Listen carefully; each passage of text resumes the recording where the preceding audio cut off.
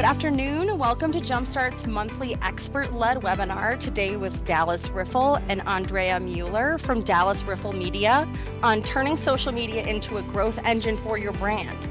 I'm Lauren Smith-Petta, and I serve as Jumpstart's Director of Education. Jumpstart strives to provide you with access to the knowledge and resources you need to make your small business bigger and better. Visit our website to explore some of our other educational opportunities for small businesses and tech companies. Before I introduce our presenters today, a few obligatory housekeeping items. This presentation session will be 60 to 90 minutes with time set aside for Q&A. The presenters may ask you to participate throughout, so please plan to engage actively. You can also see the Q&A, which is a great place to put your questions as they occur to you, and the presenters will address those questions at the end. Also, at the end of today's session and in a follow-up email, you'll receive a brief survey. We appreciate your feedback as it allows us to continue to bring in experts and entrepreneurs to teach valuable lessons. All right, without further ado, allow me to introduce our presenting subject matter experts today, Dallas and Andrea. Everything in Dallas Riffle's life has led him to the world of marketing, and he absolutely loves what he does. After 8 years as a creative director for another local agency, he started DRM in 2014 in a tiny studio apartment. To see DRM clients flourish is an incredible gift, and creating great marketing is a thrill for him. He attended the Myers School of Art at the University of Akron with a focus in drawing and painting, then went on to study graphic design, illustration, and web design at Tri-C. He has 2 daughters, and in his free time, Dallas has been a musician for several decades and still makes time to make music whenever he can. Welcome, Dallas. Thank you so much. And Andrea. Andrea Mueller is proud to be a Cleveland native. She has more than a decade of marketing experience working across a diverse set of verticals, from hospitality to tourism to manufacturing and HR. Her favorite part of marketing is bringing brands to life through strategy, design, and messaging. When Andrea isn't reading up on the next marketing trend or watching viral TikToks, you can find her hiking, running, doing yoga, or exploring a cool coffee shop. Dallas and Andrea, welcome. Thank you so much for being here. Thank you, Thank you Lauren.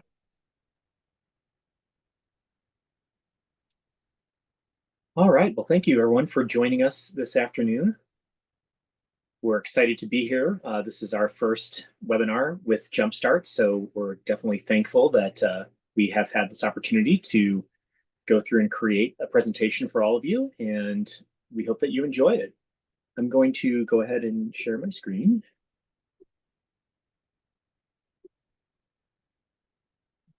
And we'll get started. So hello, everybody, and welcome to our webinar, From Likes to Leads, Turning Social Media into a Growth Engine for Your Brand. My name is Dallas, and I'm the President and Creative Director here at DRM.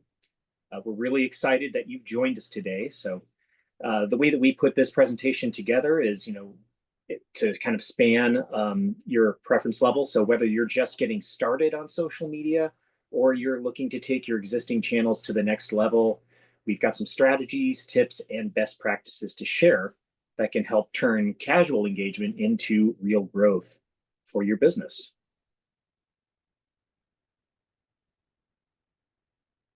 Before we dive in, here's a quick look at what we'll be covering today. We're going to start by quickly introducing ourselves again and DRM, and then move into 4 main concepts. We'll talk about creating content with a purpose, setting up social media ads, how to get the most mileage out of a small budget, and finally, how to measure success. After we wrap up, we'll have about 30 minutes for questions and answers. We encourage you to jot down any questions you have so we can answer them at the end.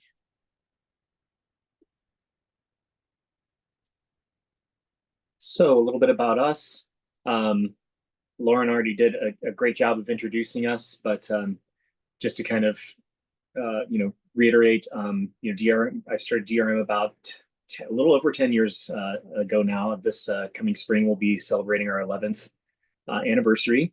My passion for helping businesses grow is really what drives me in this industry. I've been in the industry for over 25 years now. Started as a sign maker back in the late 90s, went to school for art and design, and really just kind of learned marketing as I became more and more integrated with the agency that I first started out of school. And I really do love the creative process and the thrill of bringing brand stories to life and everything that kind of comes with that. Hi, everybody. As Lauren said, I am a Cleveland native. Grew up here. I'm the account director at DRM, and I've been in marketing for over 10 years in hospitality, manufacturing, HR. I worked with hotels for quite a while and then traveled a bit, moved away, came back to Cleveland, and then joined Dallas and the team at DRM. My favorite part of marketing is really bringing brands to life through thoughtful strategy, design, and messaging. So a little bit about our agency, DRM. We've been around for over a decade right here in Cleveland, Ohio. We support businesses locally, regionally, throughout the US, and even internationally. We are a full service agency, which means we handle everything from branding and website design through to social media, of course, SEO, and beyond.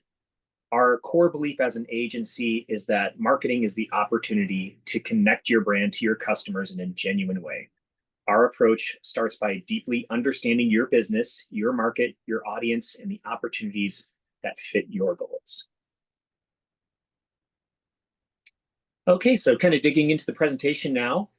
Our first big concept is about creating social media content with a real purpose, specifically to drive leads or sales. If you've felt like your posts just aren't making an impact, then this section is for you. So I'm assuming pretty much everyone here uses social media personally in one way or another. And, as you know, from that standpoint, year over year, more and more content is coming at us at a furious pace across all platforms. And the stakes are higher than ever for those creating the content to stand out and stop your scroll. And the same applies to your brand's social media content. So we'll cover some best practices for content creation that keeps you top of mind, leveraging your testimonials, creating powerful calls to action, and more.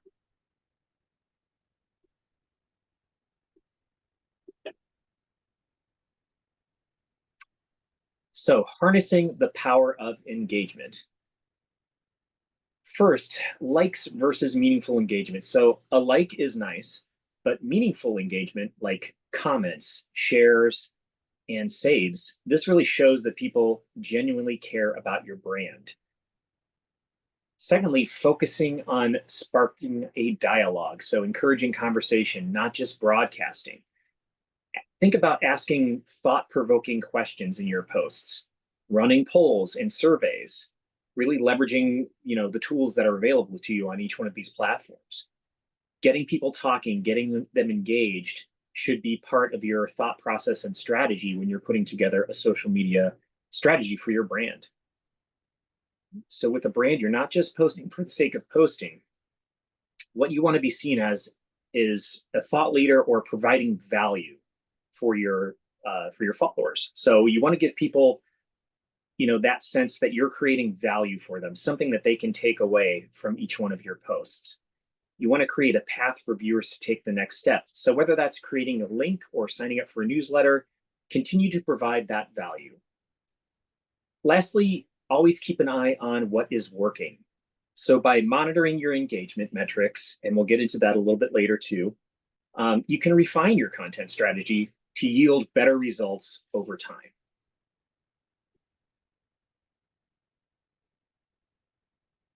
So what are some best practices for staying top of mind to your followers? The first bullet here is probably no surprise to anybody, but consistency is key.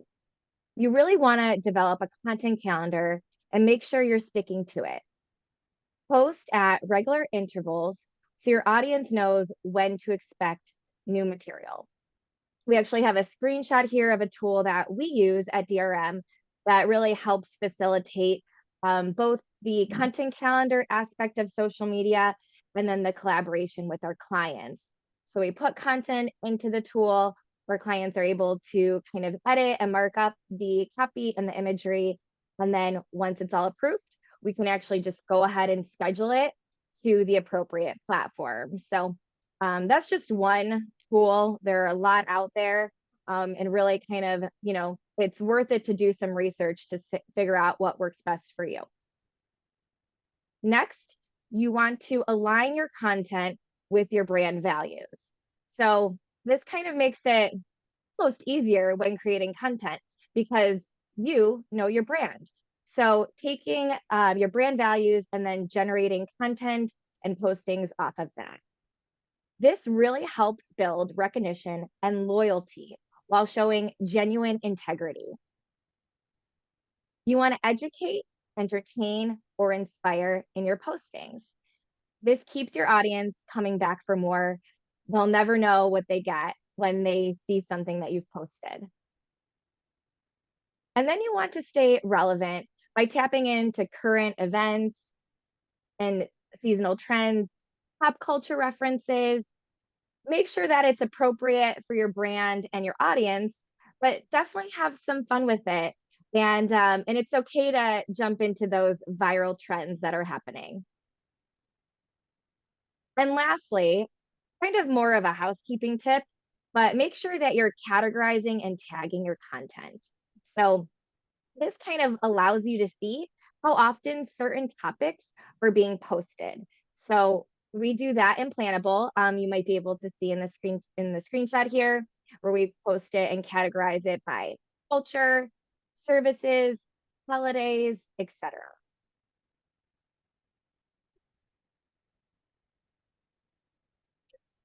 Okay, so really powerful one here, using testimonials and case studies. There's really no more powerful thing in marketing than a great testimonial or a great success story or case study. First off, they're great for building trust and credibility. Testimonials and case studies are powerful because they show real-world validation of your product or service. They really do build immediate trust. Secondly, we want to highlight real results. So if you're going beyond generic endorsements, that can be even more powerful. So highlighting specific data points or improvements that you've been able to achieve for your clients are always great, like increased sales or reduced costs. Next, humanizing the brand. This is always good. And it's a great sort of exercise to go through as a small business as well. Try to focus on your brand. What is the voice and tone of my brand? Really focus on the people behind the brand, and that really helps you build your brand voice. So showing the human side of your brand, you can spotlight customer success stories. These relatable narratives help potential clients see themselves in the same position. Next, using multiple formats. And this is great, in the world of social media. Mix up your media. Experiment with different testimonial formats. Video testimonials are wonderful, sort of the golden goose of testimonials. If you have clients that are willing to give you video testimonials to kind of sit down and you can ask them a few questions and capture their responses and edit that together into a short 15 or 30-second clip, those are wonderful. Quote graphics, as you can see on the screen here, these are a few taken from our website. Those are always great as well, because people can immediately kind of see, oh, this is a testimonial, as it scrolls by. So that's something that could slow the scroll. Or even longer case studies that are hosted on your website, and you can have a link that comes off of one of your posts that'll send people to your website for a success story or a case study. And then regularly ask for testimonials. At DRM, we have a template that we've developed that we send to customers, which is really customized per the type of client, to kind of fill out and give us feedback. We also encourage our customers to post reviews on popular review sites. For us, that's Google Business Profile, Yelp, Facebook reviews, Clutch, Expertise, and additional ones like that. But this list is different for every business and every industry. One great thing about these platforms is that most all of them will offer a deep link directly to give somebody access to give a review right there when they click on the link. That really takes away sort of having to jump through the hoop of finding your business and then going and finding how do I leave a review. You can actually provide links directly to that box that's just going to pop up on the screen that'll let them leave a review right away. So we like to provide those to our clients as well.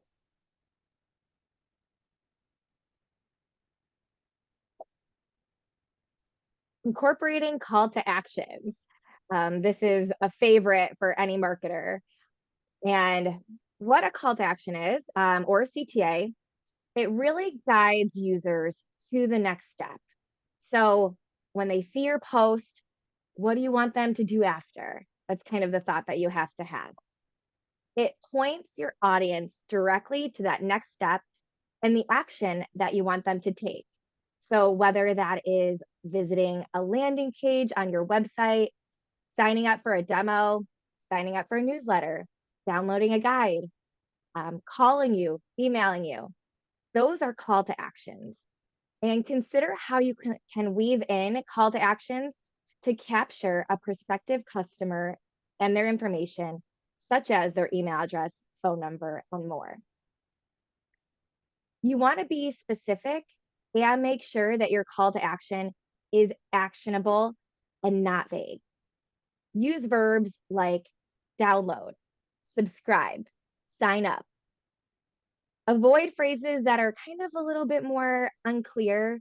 Click here is okay, but it could be stronger. So really define what that action is. And then you want to make sure that you're placing your call to actions strategically. So place them where users and followers can't miss them. I don't want to say kind of put them in their face, but sort of, we want to make sure that they're not missing it. So put it above the fold in a post, in video descriptions, into the comments. And then you don't know what works until you test it. So test and compare different call to actions. Try different phrases, button colors, or placements, and see which ones get the highest response.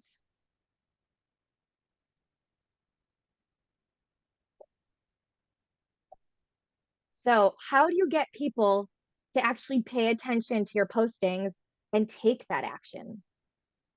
We're going to talk about how to craft compelling headlines and captions. As we know, it only takes a couple of seconds to stop someone's scroll. People are, rapid fire on their phones going through so quick. So we really need to make sure that we find an attention grabbing headline, caption, image, or video to get their attention. And this is essential. Use power words and action words, or emotionally charged words like boost, transform, unlock, to inspire a little bit of curiosity and to get them to click. You can test different words on different creatives to see what sticks. But since we only have a few seconds to capture somebody's attention, you want to make sure that the copy is short and punchy. Brevity is your friend. Keep the headlines and the copy and captions concise so they're easily skimmable. And then you can tease the value a little bit and give people a sneak peek into, what the post is all about. Hint at the solution or value in the body content. Give people a reason to click and explore or learn more. And let's not forget about emojis. Leverage the power of emojis. You don't want to overdo it. We don't need 10 emojis in a row, but weaving them into your copy and into your posting can make the post more eye-catching, relevant, and relatable.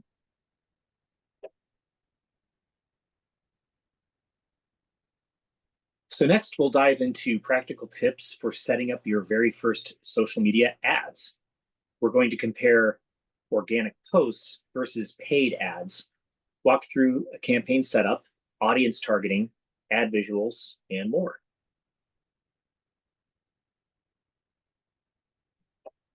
This is a personal favorite topic of mine. This is what I handle very closely at DRM, so I'm excited to walk through this with you all. Starting off between talking about the difference between posts and ads. We'll talk about the similarities and the differences. So I'm sure we've all heard of organic reach and paid reach, and they do kind of sound the same, but that's where the similarities end. Organic posts, or posts that don't have a dollar amount behind it, rely on the platform's algorithm for reach. So the platform could be Facebook, LinkedIn, Instagram, Pinterest, whatever it is. Paid ads, rather, let you pay to reach a defined audience whose characteristics depend on the platform that you're on. Building up this organic content is vital for a healthy ad strategy. So running ads with little to no organic content strategy can call the validity of your business into question, and also neglects other important factors like brand building and thought leadership. Organic postings, while they're not technically ads, can also be boosted. So what that means is we're putting a small budget behind the post. And this is to reach a wider audience. You can boost on a post by post basis. And at DRM, we always encourage our clients, especially when they're starting out on social media, to boost their organic postings that are performing well. So if people are liking a post, commenting, sharing, put some budget behind that and have a wider audience. Even with a modest budget, exposure to your content can be much wider than just the people following you. Number 2, control and targeting. So with ads, you can control who sees your content by selecting demographics, interests, and more. And we can optimize our ads for specific objectives. So for instance, lead generation, conversions, brand awareness, whereas organic postings might be more about brand awareness, engagement, brand building, not really like a hard call to action. Number 4, the budget and scalability. Our ads allow for budget control overall and control over how many people are actually going to be seeing our post in our ad. If an ad is performing well, you can quickly boost the budget to reach more people. So you can kind of pivot pretty quick on these tools when you're running an ad.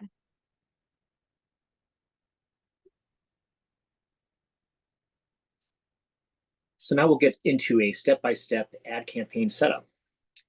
So number 1, you want your strategy to really center around a goal, whether that's awareness, consideration, or conversions, or more. So we want to first clearly define this objective. Are you trying to boost your brand awareness, drive website traffic, or get actual conversions? By conversions, we mean someone is going to click through to your website and take an action. Secondly, setting your budget and setting a schedule. So deciding on a budget that fits your overall marketing spend and choosing a schedule, these are very important points to hit on as early on as possible in putting together your social media strategy. So this can be a continuous run or a set campaign period. You have a lot of controls when it comes to your ads. Third, selecting your target audience. Highly important. And it's something very worthy of kind of an internal discussion inside of your business, because no one knows your audience better than you do. So you're going to want to select your target audience based on factors like location, interests, demographics, psychographics, many, many more things. And the available information is different for each platform. So this step is critical for maximizing your ad performance. The information varies based on the platform. For example, with LinkedIn, we can actually target based on job information, seniority, industry, etc. While Meta it tends to be more on a personal level. So interests, demographics, geography, etc. Finally, you're going to create your ad graphics and copy. You want to keep this objective in mind. From the very beginning, if it's conversions, make sure your call to action is clear and your imagery really resonates with that.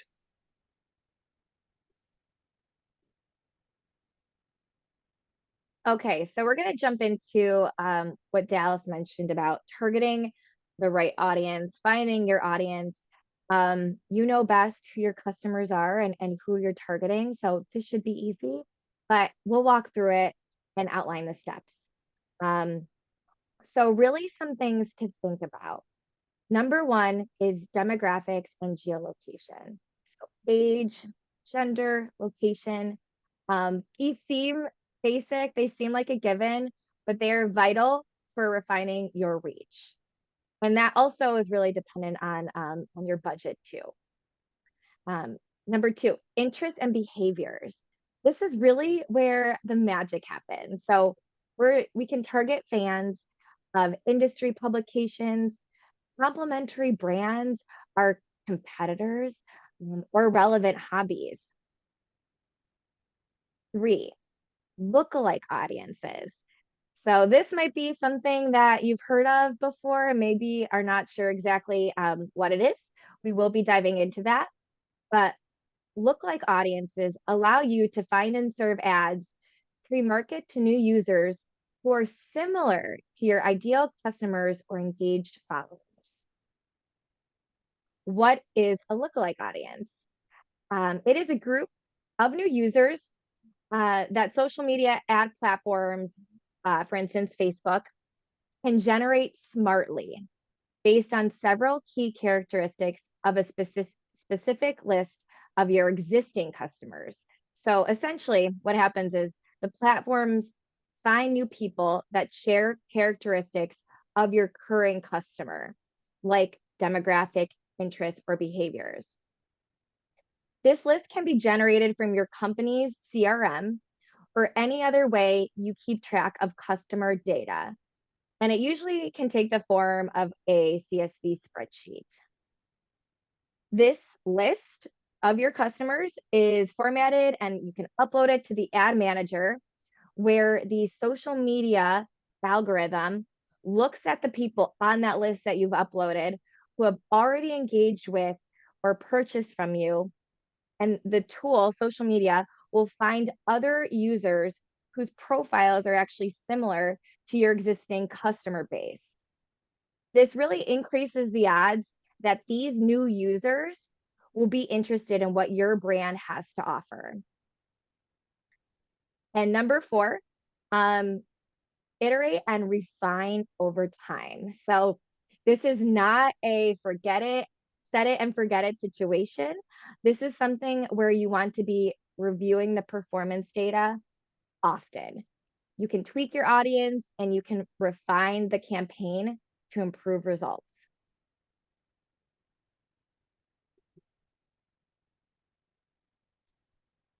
All right, so my favorite, creating ad visuals and copy that convert. So first of all, you want to focus on creating eye-catching imagery or video or photos. So you're going to want to use bold, vibrant images or short dynamic videos. You want to stop the scroll with something visually appealing. On the text side, you want to keep your ad text direct. You don't want to clutter the image itself with too much text, and your headlines should be clear and punchy. The importance of clear imagery and minimal copy can't be overstated. In short, the old saying, less is more, definitely applies here. You don't want to oversaturate one post with too much information or a visual that's too busy.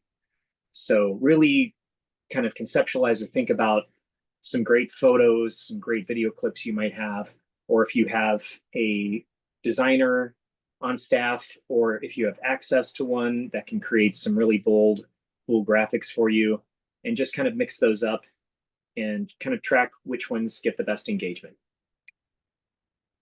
Number three, you're going to want to highlight the benefits. So the most powerful question and the most important question you can answer in marketing in general is, what's in it for me? So really focus on that in your social media posts and make that the top top objective for the post.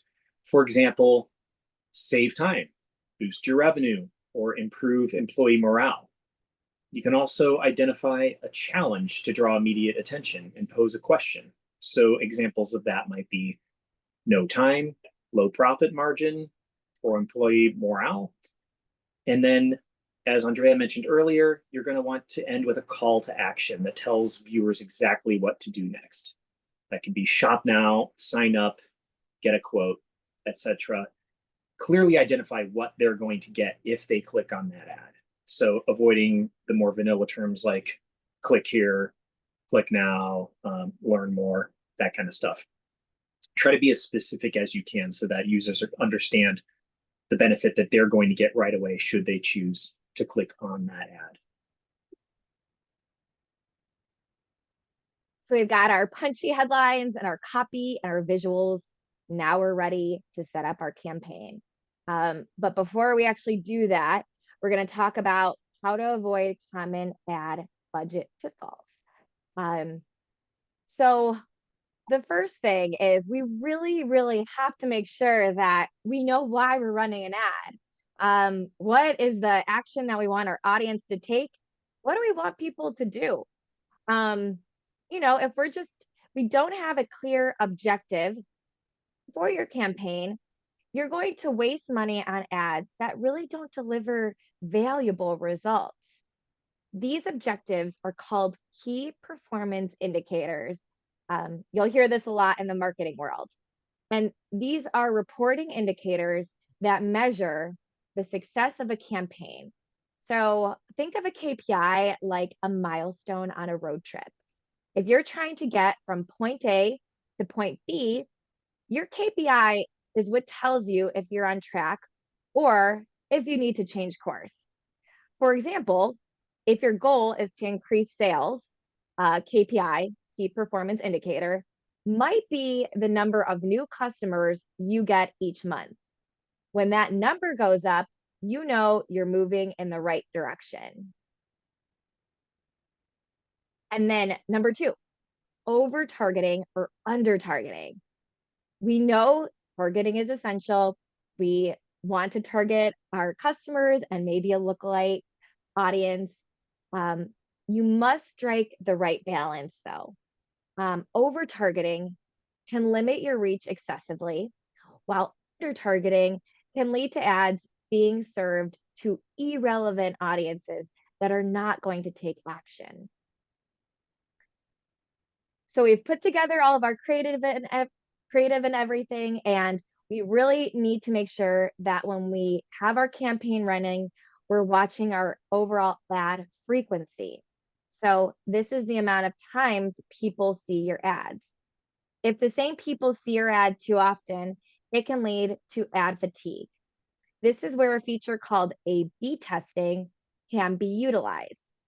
This function allows you to try and experiment with different ad formats, like an image carousel, a video, or a singular image to see how they resonate with users.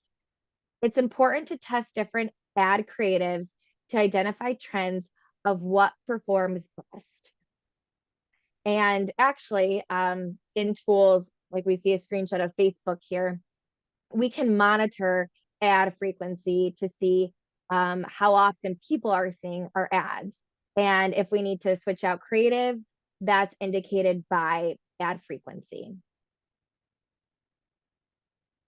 And then number 4, always monitor performance. So if you aren't checking in regularly and optimizing, you can really just burn through your budget quickly without learning what works.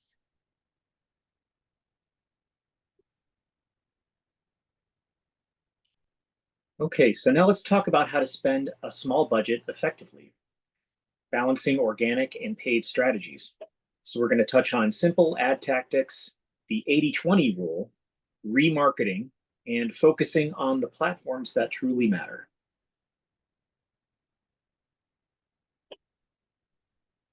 First things first, we'll talk about some advertising strategies for small budgets.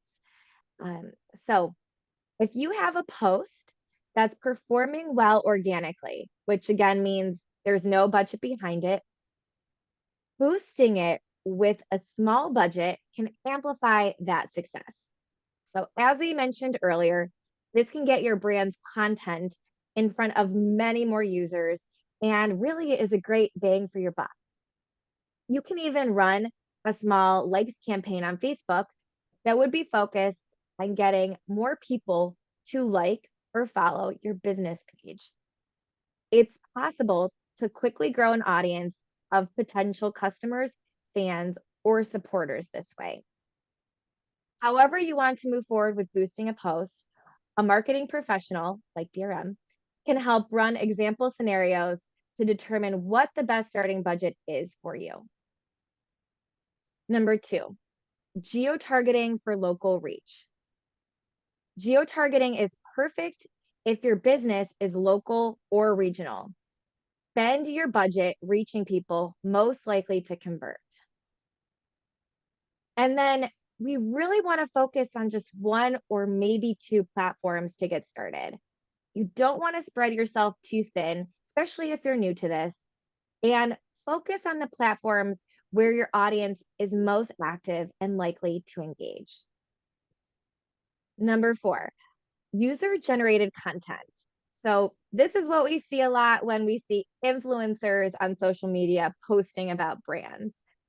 User-generated content can be free and it is highly effective. So you could encourage your customers to share their experiences and actually feature that in your own campaigns. You can encourage customers to do this by running contests through trade, maybe offering a discount off their next service or visit in exchange for that user-generated content. This is huge. I've seen this all across my marketing career. Many brands are leaning into this very heavily as the content that people consume now on social media is very authentic, it's very genuine, it's raw. This method of user-generated content tends to perform very well, especially among B2C brands.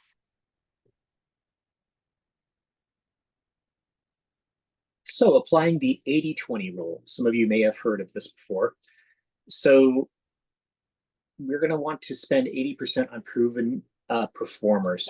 A little background on the 80-20 rule. It's also known as the Pareto principle. It was first defined by the Italian economist Vilfredo Pareto, who noticed that 80% of Italy's land was owned by 20% of the population. Since then, this principle has proven useful in countless business and marketing applications. It really helps business focus in on their resources where they'll have the most impact. So the 80-20 rule in general suggests putting 80% of your budget into channels or content that you already know are going to produce results. So your most successful content. That would include organic content in this equation as well. That's important because it continues to build trust, fosters engagement and loyalty, and establishes strong brand awareness to help support and amplify your ad strategies. So it's sort of setting that foundation of brand awareness to then build your outreach upon.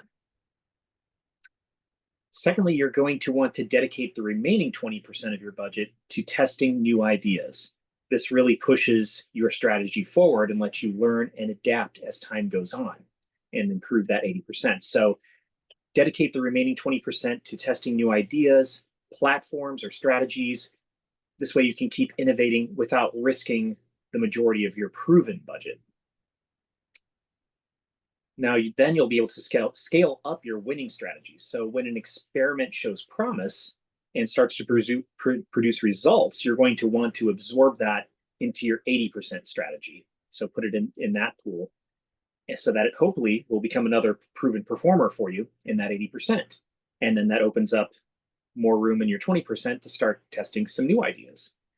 The key to the 80-20 rule is continuous review. So at least monthly, kind of sit down with your team and look at what's working, adjust accordingly, and kind of brainstorm and float some new ideas, kind of taking a look at the broader social media world and seeing what other brands are doing, and how maybe you can piggyback off of some of those ideas or improve upon them.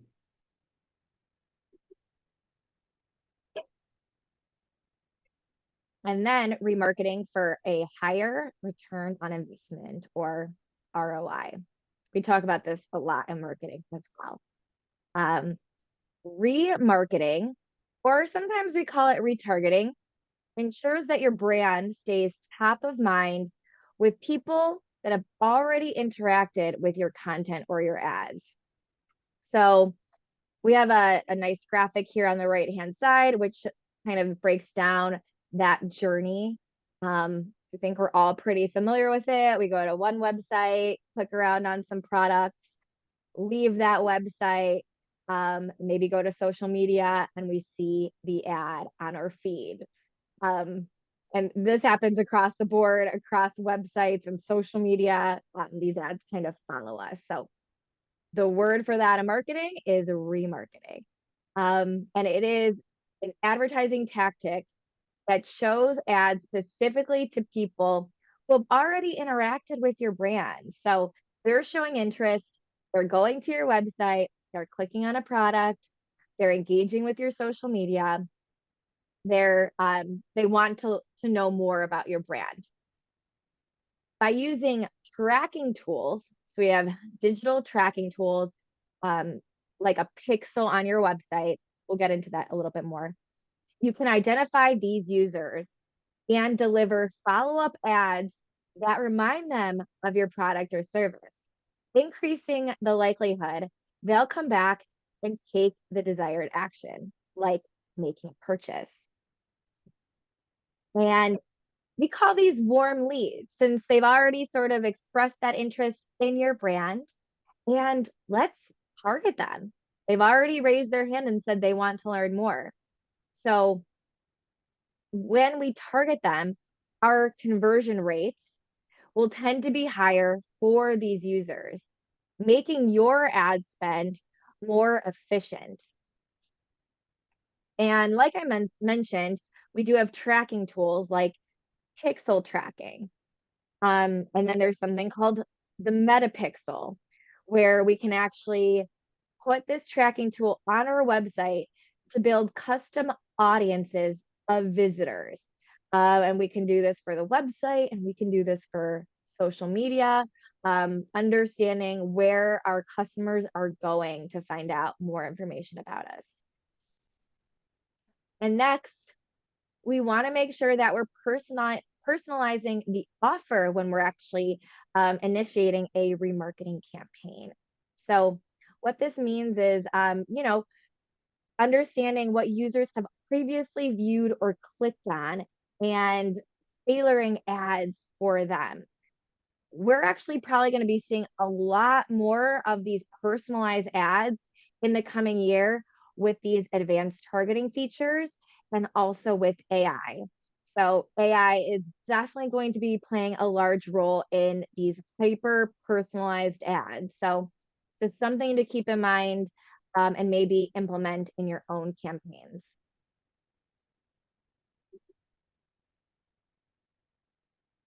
Okay, so prioritizing platforms that deliver results. First, we want to identify your audience's favorite platforms. So we want to find out what social channels your audience actually spends time on. This can be done in a few ways, and many of them for little or no cost. So that's especially helpful if you're just starting off posting on social or doing some social ads with your company.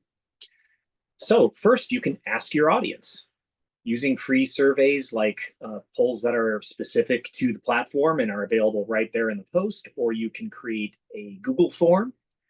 You can discover which platforms your customers that are already active customers, what are they using? You can check out your competitors, kind of see where they're most active and take note. Where are they getting the most engagement on all of their platforms? Always take advantage of free analytic tools. So Google Trends, platform insights that you can get directly through Facebook, Meta, LinkedIn, etc., and social listening tools. They can show where conversions are actually happening. Another one is analyzing referral traffic. So Google Analytics, which is always a very helpful tool, reveals which social sites send the most visitors. So if you're checking your Google Analytics regularly, you can see where people are arriving on your website, where they came from, and how much time they're spending on that page, and kind of taking a look at their basic journey once they've reached your website from a post or an ad. You can also leverage AI. So use AI tools to handle repetitive tasks like collecting data, figuring out how people feel about your brand, doing a sentiment analysis, predicting future trends, and automatically adjust your ads to get the most out of your budget. Next, we want to test and compare the platform key performance indicators, KPIs. So we want to test out small campaigns on each platform, then compare the cost per click, cost per conversion, and other KPIs, like how much engagement you're getting on each one of those platforms. Then put more money behind platforms that show the best return and have the strongest KPI results. And don't ignore niche platforms either. So we've been focusing mostly in this presentation on the big players, obviously Facebook, Instagram, LinkedIn, TikTok, platforms like that have huge clout. But sometimes niche platforms or industry-specific communities can be extremely valuable too if you have something very specific that you're marketing. So don't overlook them if they happen to fit your audience. For example, Twitch, which is a huge streaming platform for gamers and other people that have very specific interests. That platform itself has 240 million monthly active users, and their users spend 95 minutes per day on average on Twitch. So it's always good to push your research a little further and see if some of your audience is spending time on platforms like that as well.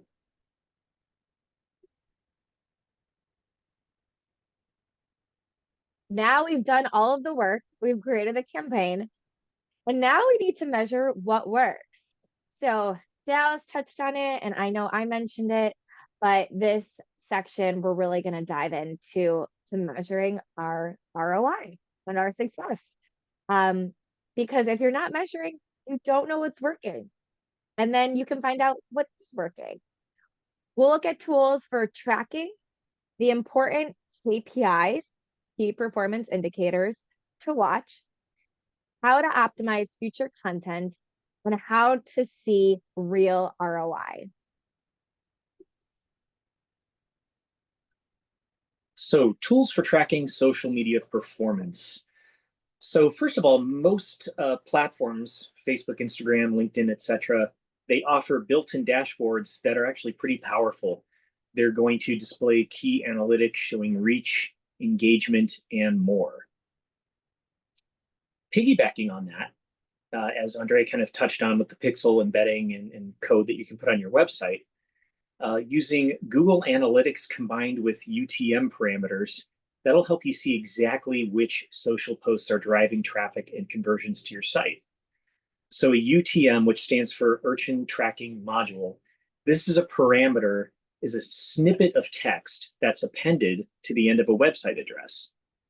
So some of you may have noticed this. If you're clicking on a link from an ad, you'll see the main website address, but then you might see a little question mark and then a bunch of gobbledygook code after that. That is a very unique URL that's generated that really helps that company track where you came from and what you're doing as you've arrived on the site. A little creepy maybe, but yes, it gives you a lot of great information about how people are responding to your ads and, most importantly, what they're doing after they click on the ad. By tagging a link with a UTM parameter, you can see which specific ads, social posts, or email campaigns are driving visits, clicks, or sales. So there are some other tools as well that can really help enhance once you've really got in the swing of things and you've got campaigns going and you're creating regular social content and ads and you've got multiple campaigns. You can start to use some third-party tools that sort of say bolt on to the platforms to help give you even more functionality and more robust ways to look at analytics and sort of automate some of those tasks as well.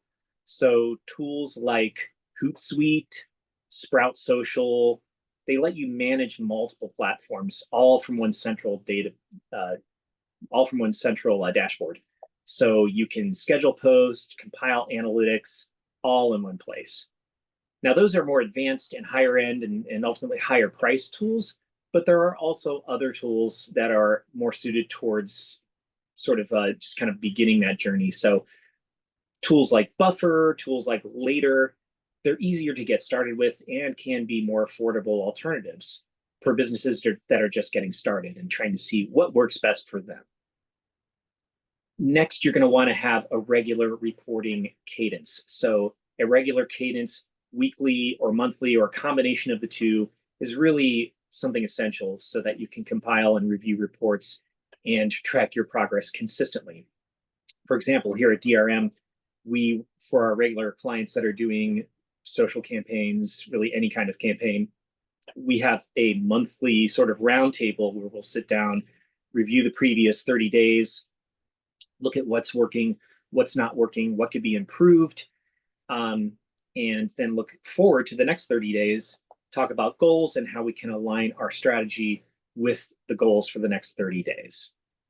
And then on top of that, we're keeping in regular contact weekly so that we can, report any immediate findings that happen to come along to clients and let them know if a particular ad is taking off, if a particular post is getting a lot of engagement, we want to let them know.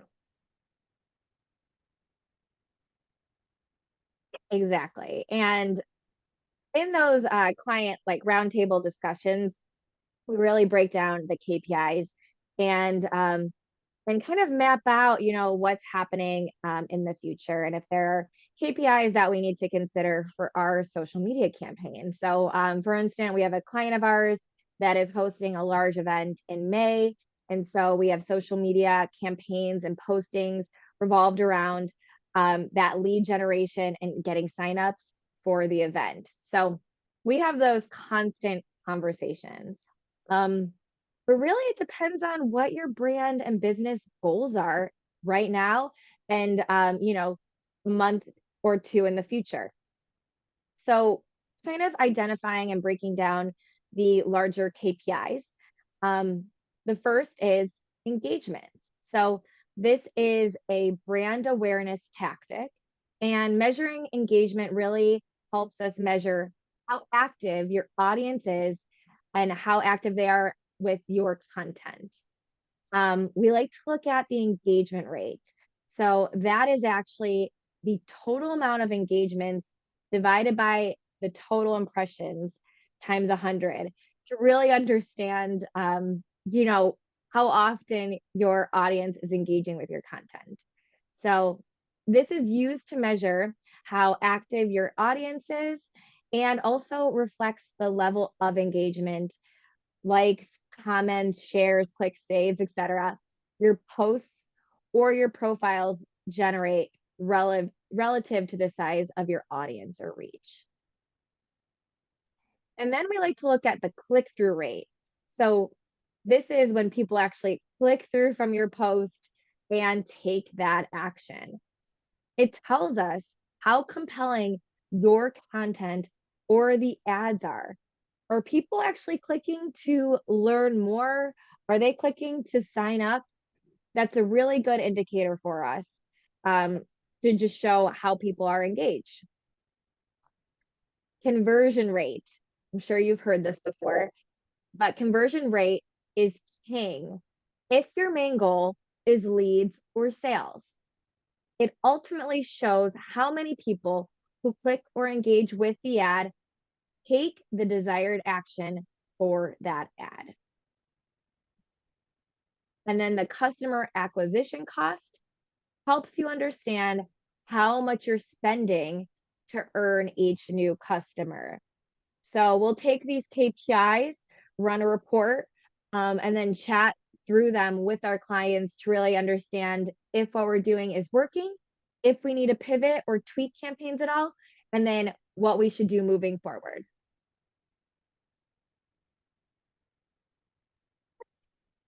So focusing on insights and analytics to optimize your content. So continuously improving that content.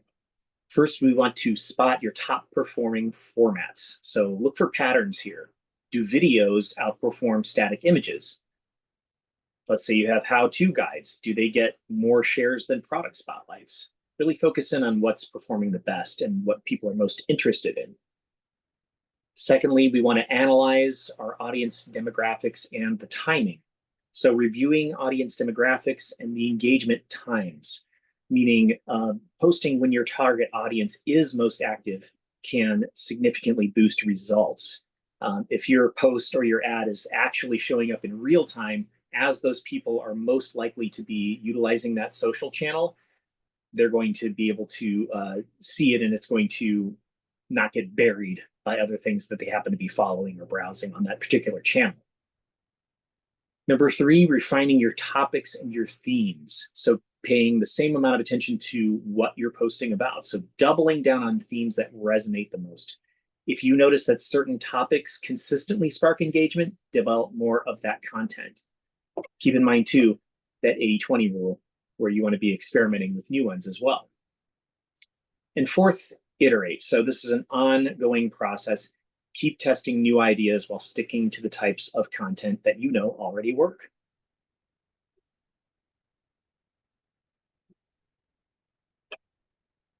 We put all this time into our social media, the campaign, analyzing, measuring, and now we really want to track our return on our investment from these social media efforts. Social media strategy and building content takes time. And so we really want to understand, what's working, where our success lies, and identify that in these campaigns. So that's what we're going to talk about here. First thing, set clear goals and metrics. We want to define success for each campaign. I've said that earlier on, but cannot stress this enough. So is our action, do we want more leads, webinar signups, online sales, etc.?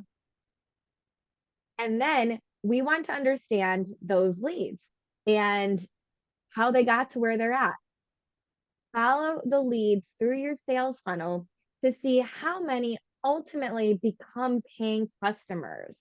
This is a really important piece of the process.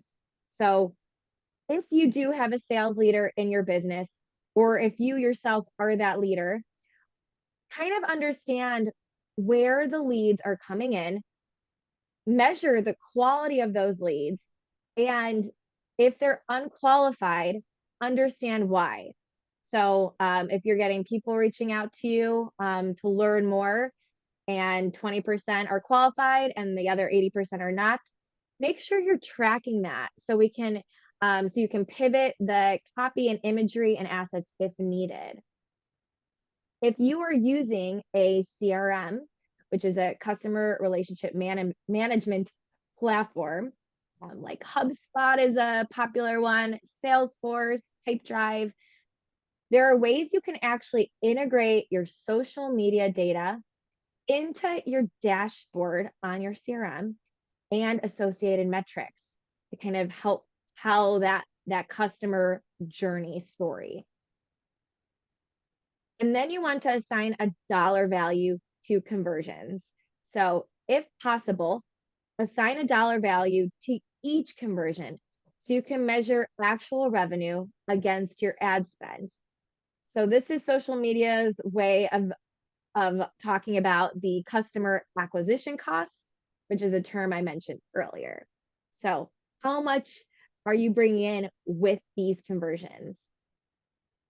And let's not forget the lifetime value of a customer, especially if your product or service involves repeat business. All important things to keep in mind when we are tracking that ROI.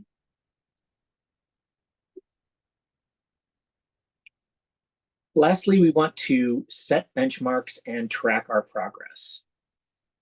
So creating a baseline for metrics. If you're just starting, we need to establish a baseline of your current engagement. So your click-throughs, your conversions, things like that are already happening before you're putting a bigger, broader strategy in place. That can be your starting point. Even if it's very simple, you have some kind of idea on how your audience is engaging with you through social media. Next, we want to define incremental goals. So goal setting in marketing in general is always, always very important. And it's really where we start with all of our clients. You want to set realistic incremental goals. So for example, a 10% increase in engagement over the next quarter could be a great goal to put on your whiteboard. Next, regular checkpoints and reviews. You want to check in on your progress regularly. So monthly or quarterly reviews that are a bit less in the weeds and more just about the results. This can help keep you on track to reach your goals. Track your progress and keep a log of it. You can do this quickly in Google Docs or OneNote, whatever works for you or your team. If something is working, track why. If something isn't working, share what the reasoning could be there. So whether a metric is positive or negative, it really holds the same value, because either way, if it's positive or if it's negative, you're going to get just as good information from that. As long as you take it, learn from it, adjust, and continue with your refined strategy moving ahead. Number 4, pop that champagne when you get wins. Celebrate the wins, and learn from any campaigns that fall short. Apply that knowledge to future efforts. That brings us to the end of our presentation. And I know we covered a lot today. Some of it you may have been familiar with, some of it might be new. From crafting purposeful content to running your first ads, budgeting strategies, and measuring success. Ultimately, we hope you leave here feeling empowered to tackle social media with confidence. So I think now we're actually going to open up the floor for questions and comments. And then after the Q&A, feel free to reach out to us at DRM with any follow-up inquiries or how to explore how we can help your organization. Thank you so much for your time and attention today. Thank you both so much for sharing all of your expertise and wisdom. It's been extremely robust and thorough. So we do have a couple of questions on deck. And then for the audience, you should be able to raise your hand, and then I can unmute you so you can ask your questions verbally and articulate maybe more clearly. So our first question is from Camille and said, at what dollar per day budget do businesses usually see ROI? Can answer that. So it really depends on your industry and on your business. And I know that is maybe not the answer you're wanting to hear. It can be as low as $5 a day, but it really depends on what your industry is and then also what your goals are. If you want to get hard leads, that might be actually a higher budget that we'd be looking at. But if you're looking at something just a likes campaign, like what we mentioned, or some kind of brand awareness campaign, you can probably get away with a lower daily budget for that. So it's kind of just, it depends on, mapping out what the goal is. Yeah, exactly. And then as we kind of mentioned in the presentation, doing some test scenarios for different budgets can actually kind of show you what your results might be at a particular investment level. So we're doing that on a very deep level for our clients. We're running a lot of test scenarios. So whether that's social media, Google Ads, or any other type of digital marketing, we can say, okay, what do we need in order to be, adhere to the budget that the client has to spend, but also not spending too little that we could be wasting money. So we want to start by spending the right amount that's going to give us starting data, enough feedback that we can inform what the budget should do moving ahead. Do we need to increase it? What changes do we need to make to the audience, etc. So the great thing about social media is the bang for the buck is really great versus other platforms like Google Ads. You can spend lots and lots of money right out of the gate, and that's a lot more competition based, I guess I should say, versus social media, where where with Google Ads, you're kind of casting a big net and you're trying to target people's search, not the person themselves. In social media, you're very much targeting the person themselves, and you're making that ad very, very relevant to the audience's interests and demographics. So while it is, there's not a set amount, there are ways to figure that out for your particular industry, and we can find that out pretty quickly. I'll just jump off that really quick too.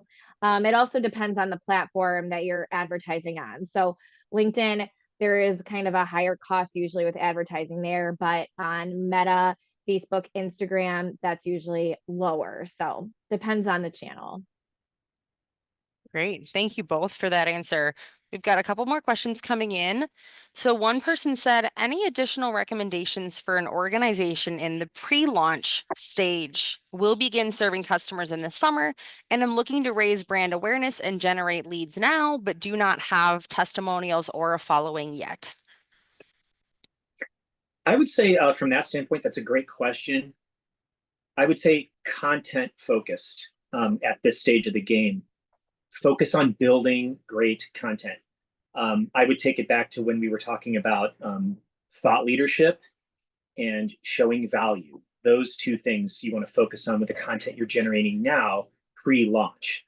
So focus on your expertise, maybe putting up some blogs that offers some value to the client, tips and tricks, things that will help them improve their own businesses or their own lives, depending on if you're B2B or B2C. So building a great library of valuable content and showing your expertise. So thought leadership, and another good method for social posting in this way could be focusing on current trends in your industry. So maybe finding an article that talks about some current trends and then putting your spin or your opinion on it can also help establish thought leadership for you as a brand. And throughout all this, think about your brand itself and the voice and tone. So this is a crucial step, a crucial process, I should say, when you're pre-launch. You want to be focusing on establishing your brand's personality, your brand's voice and tone, how your brand looks and feels. You may have already gone through this exercise, or maybe you're just kind of organically figuring that out right now, depending on what stage you're in. But that's going to be super important to make sure that your content is consistent. Consistency is another huge part of, kind of getting started as well. So really prior to, having an action for someone to take, you can still, start to get leads, and your leads could take the form of, say, once you've established getting that cadence out there of good content, you could do something like, say, offering what we call gated content. So you could create a white paper on something very relevant to improving the lives of the businesses of your prospects. And to get that white paper, you could require that user to fill out a form with their name and email address, say, to get access to that content. So there are definitely a lot of ways you can start to address a social media strategy even before you're live and taking orders. That makes a lot of sense. Thank you. So speaking of content, another question that came in is, do you feel like newsletters are an effective way to inform clients? And do people not open or click through it versus the time needed to produce a newsletter? Is it sort of worthwhile? I could kind of start that off. I know Andrea has input here too, but broadly, I would say that step back and get a broader sense, and this is good that you're thinking this way.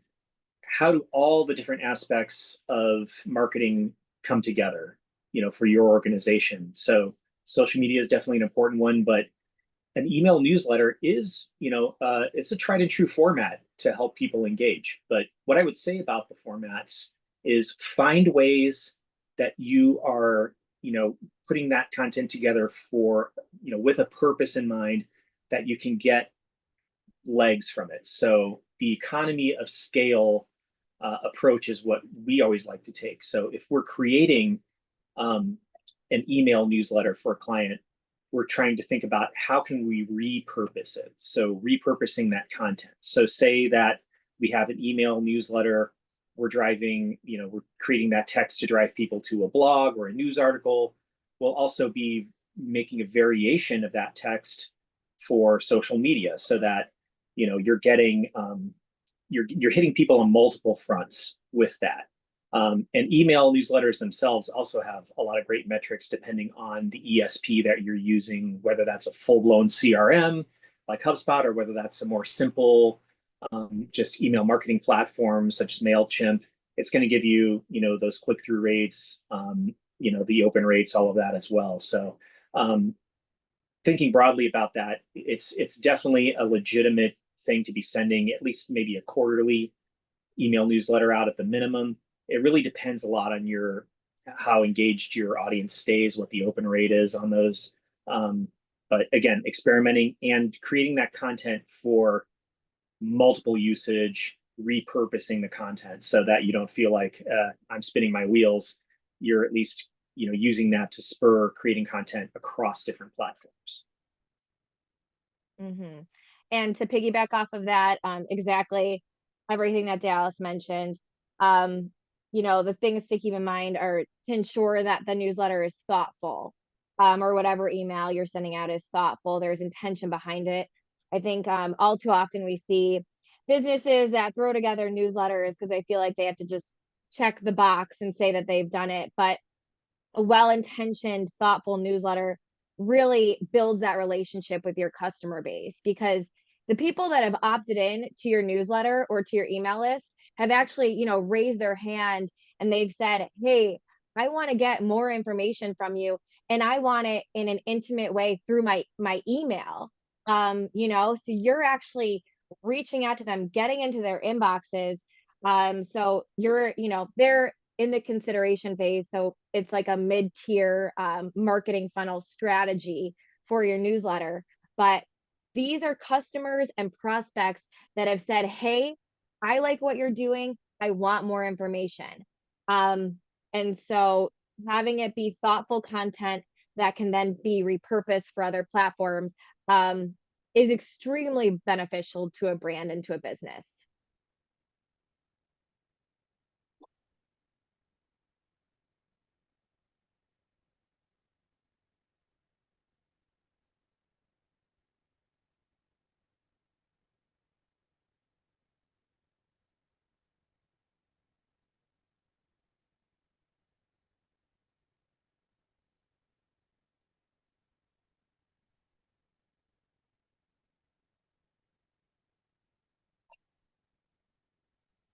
I apologize. I think I might have lost audio. I didn't hear that last question. Yeah, Lauren, I agree. Did not hear that question. No. How about now? Yes. Awesome. Okay, gotcha. Okay. Technology. Fantastic. Okay. One more time. Sorry about that. An advisor of mine recommended that when working with a social media company for my social media posting, to have an arrangement where you need to see results for payment. For example, I would pay $500 for a 10% uptick in followers. Is this realistic? There's, different agencies work in different ways. Typically, there's I see that scenario more in the social, not social, but search engine marketing world, where there's a methodology that there's some percentage of that spend that's, and how it relates to the fees that you're paying an agency. I think you're not going to see that as much with social media. Usually there's really just kind of a management fee that's based off of how much content is being created by the agency, the creatives and the text that's being put together. Are they scheduling it for you, posting it for you? That's really just more the time and labor involved in building the strategy and what works for your brand. And usually that's just a set monthly budget. Every agency is different though. Some may on the ads side of things, focus on that more. But at the very least, whatever your agency you are going to engage with should be giving you actionable insights in their reporting to show you what's working and what's not and what your return on investment is so that you feel comfortable with the spend that you've been presented with for that particular agency. Great. That makes a lot of sense. Thank you, Dallas. Sure.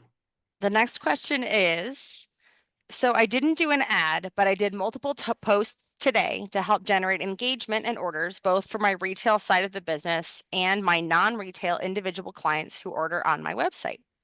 What I did was different social media posts, particularly for my retail side of the business, to drive clients to the retail store I have products in to get them to purchase cupcakes and scan the QR code on the label because it takes them to my website for a special offer for those that I find the special QR code.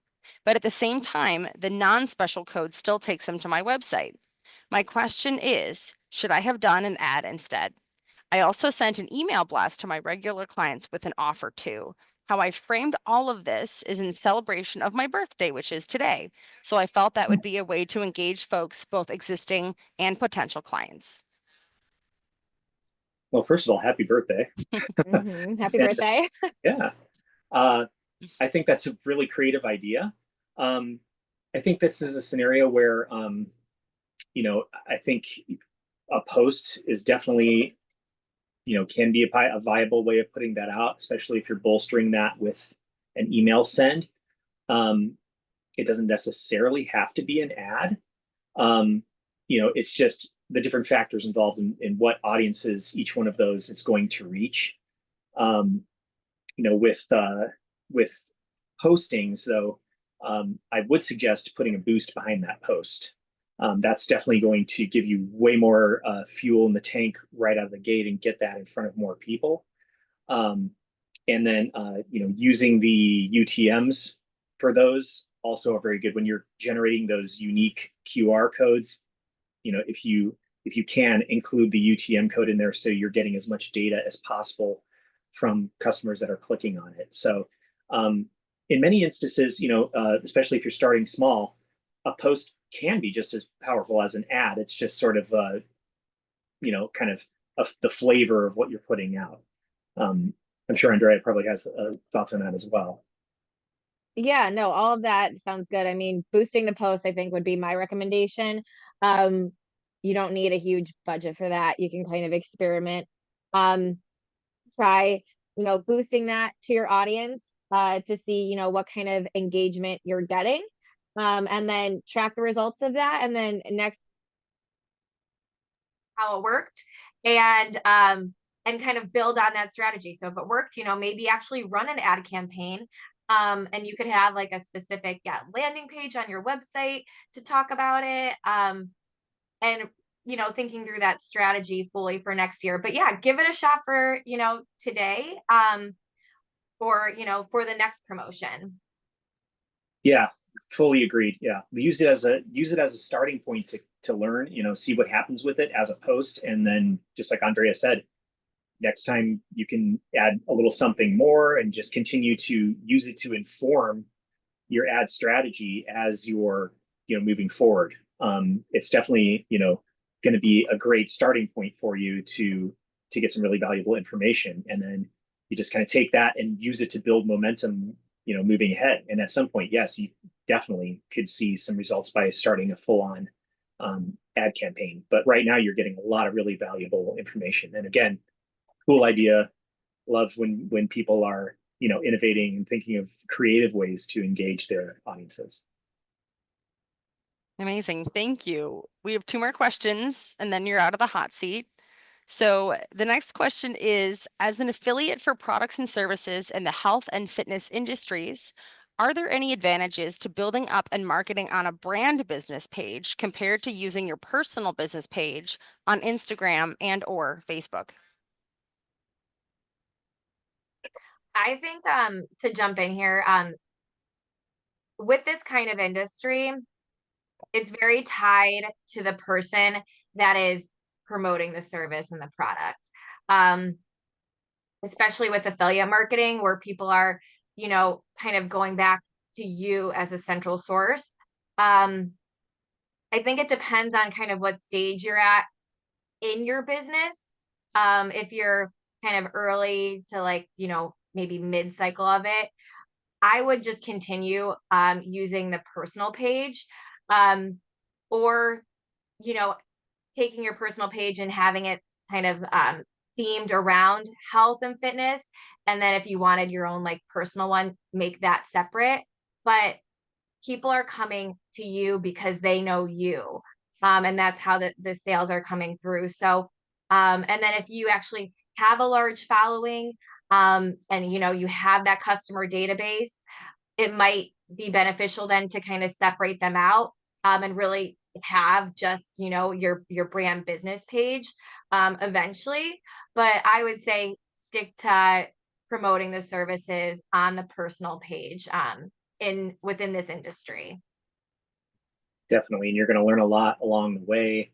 This is how a lot of people like in the influencer world, they build that thought leadership, they build that great content, and they amass an audience that way. And then you'll see a lot of them, maybe after 6 months to a year, they start to actually roll out what that brand looks like. And it's not necessarily just them, but they start to transition to being the name and the face of the brand, but they've actually got a company around it that they start to introduce you to. So we do see that a lot in health and fitness, especially because people want that expertise level, and they want, when it comes to their bodies and their personal health, they want to feel that human connection more than ever. I mean, how hard it is to choose a doctor per se, to choose your supplement stack that you're taking, to decide if you're going to give a medication or a procedure a certain chance. What is your exercise routine? Any of those questions, you want them to be answered by someone that you can trust. So I think it's great that you're building trust with your personal business page. And I would echo what Andrea says about using that to establish yourself and then evolving as time goes on. Thank you so much. That makes a lot of sense. As you both probably know, and as some of you probably know on the call, Jumpstart works with small businesses and tech companies. And so one of our tech companies is piping up and asking if you have any additional recommendations or quick hits or quick tips for a technology business to business company. From a social media standpoint, LinkedIn. Be all over LinkedIn, identify that strategy, build your content calendar, start with the organic postings, and then you can, build up an ad campaign and reach out to other businesses, reach out to, your prospects based on the industry that they're in, their seniority level. LinkedIn is great for that. We have a client of ours that, is also B2B. And so we focus all of our attention on LinkedIn, right now, and building up their ad campaigns as well. So from a social media standpoint, I would just lean into LinkedIn.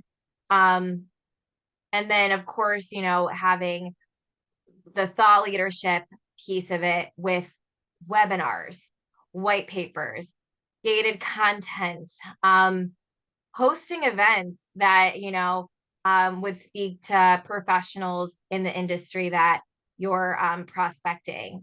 Kind of having a well-rounded sort of marketing strategy there. Hosting demos is a great idea to get prospect information.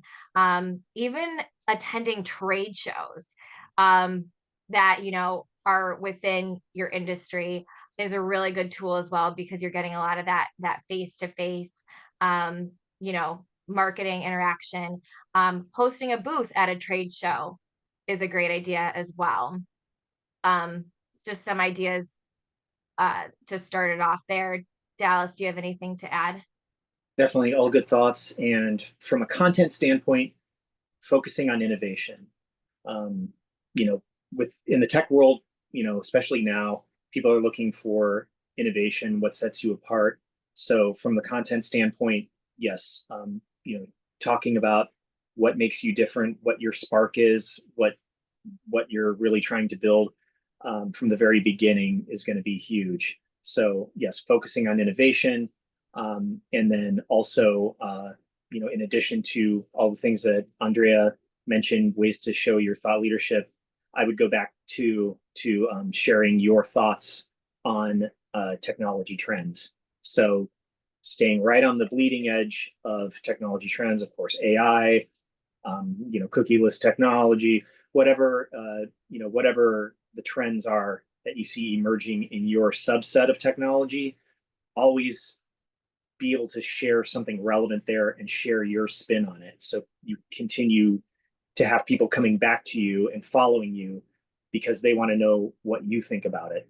And third, I would say, even if you're early on, still have that mindset when you're working with your first clients.